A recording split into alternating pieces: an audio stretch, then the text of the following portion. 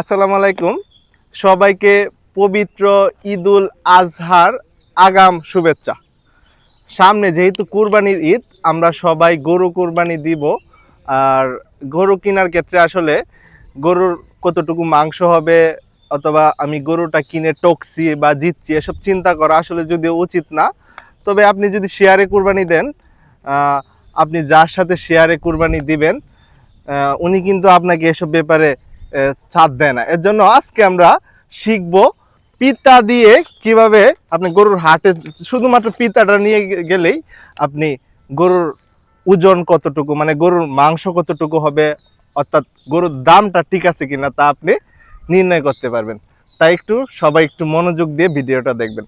গরুর পিতা দিয়ে গরুর ওজন মাপার ক্ষেত্রে প্রথমেই আপনার গরুর পরিধি আর গরুর দৈর্ঘ্য নির্ণয় করতে হবে। এই দুইটা যদি জানেন তাহলে আপনি গরুর শরীরে কতটুকু মাংস আছে, অর্থাৎ গরুর দামটা ঠিক আছে কিনা তা নির্ণয় করতে পারবেন।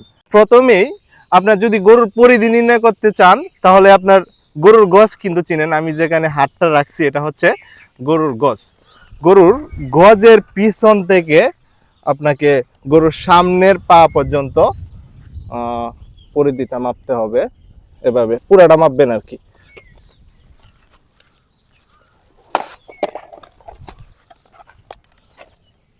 আমরা গরুর গজ থেকে সামনের পা পর্যন্ত পরিধিটা মাপার পরে দেখলাম 4 ফুট 3 ইঞ্চি আছে গরুর পরিধিটা। দেখুন সবাই একটু, গরুর গজের পিছন থেকে গরুর সামনের পা পর্যন্ত পুরোটা এভাবে বেদ বা পরিধিটা মাপবেন। আমরা এই গরুর ক্ষেত্রে পাইছি 4 ফুট 3 ইঞ্চি।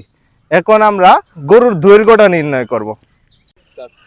এখন আমরা শিখবো হচ্ছে গরুর দৈর্ঘ্যটা কিভাবে নির্ণয় করবেন। গরুর দৈর্ঘ্য নির্ণয় এটা অনেকে একটু ভুল করেন।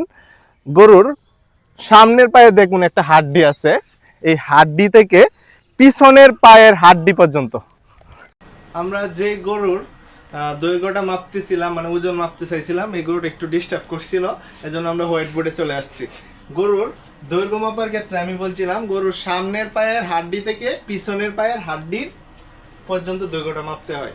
আপনি যদি গরুর সামনের পায়ে একটু টাচ করেন হাত দিয়ে, দেখবেন অনুভব করতে পারবেন একটা গোল হাড্ডি আছে। এবার আপনি গরুর পিছনের পায়ে যদি টাচ করেন অনুভব করবেন একটা গোল হাড্ডি আছে। এই গরুর সামনের পায়ের হাড্ডি থেকে পিছনের পায়ের হাড্ডির দৈর্ঘ্যটা মাপলে আপনি গরুর দৈর্ঘ্যটা পেয়ে যাবেন। আর আমরা গরুর দৈর্ঘ্যটা পেয়েছিলাম 2 ফুট 11 ইঞ্চি। আর গরুর পরিধিটা আমরা নির্ণয় করছিলাম হচ্ছে গরুর গজের পিছনের অংশ থেকে গরুর সামনের পায়ের পিছনের অংশে পিতা ঢুকিয়ে আমরা পরিধিটা নির্ণয় করছি, আর যেটা হয়েছিল 4 ফুট 3 ইঞ্চি। এখন আমরা দুইটাকে ইঞ্চিতে নিয়ে নিই। আমরা কিন্তু জানি 1 ফুট সমান সমান 12 ইঞ্চি। তাহলে পরিধিটাকে যদি আমরা ইঞ্চিতে নেই, 4 ফুটে যদি ইঞ্চিতে নেই, 4 দিয়ে কি করতে হবে, 12 গুণ করতে হবে। 4 12 48 যোগ 3 সমান সমান 51 ইঞ্চি আসছে। আবার গরুর দৈর্ঘ্যটাকে যদি আমরা ইঞ্চিতে নিই, 2 × 12 যোগ 3 27 ইঞ্চি আসছে। এখন গরুর ওজন নির্ণয়ের সূত্র কিন্তু এটা আমি যেটা লিখে রাখছি।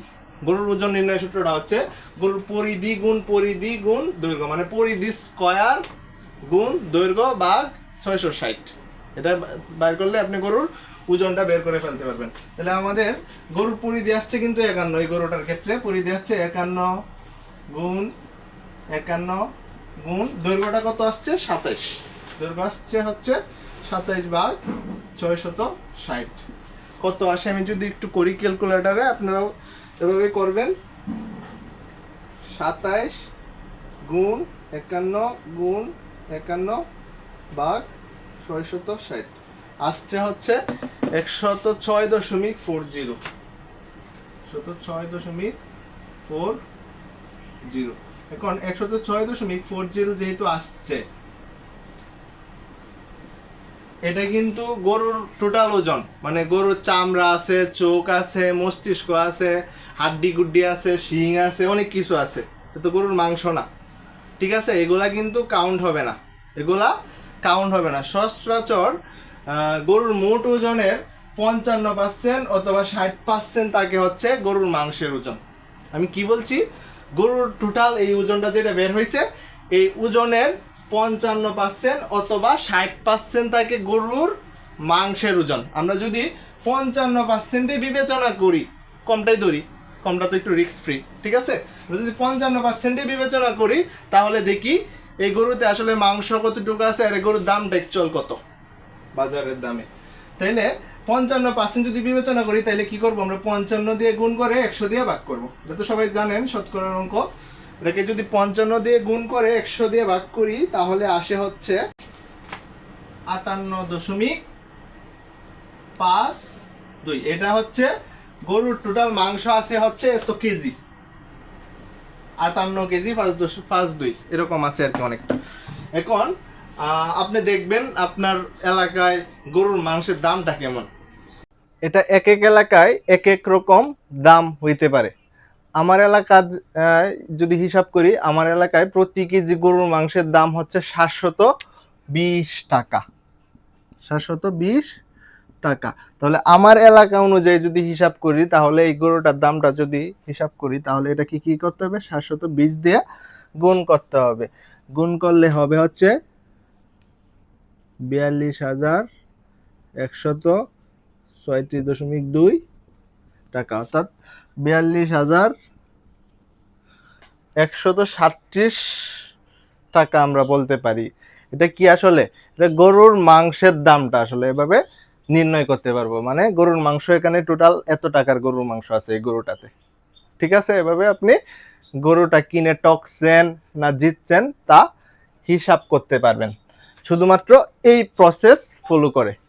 দা ইন্ডিজার্সের পাশে এতক্ষণ ধৈর্য ধরে থাকার জন্য সবাইকে ধন্যবাদ। সবাইকে পবিত্র ঈদ উল আজহার আগাম শুভেচ্ছা।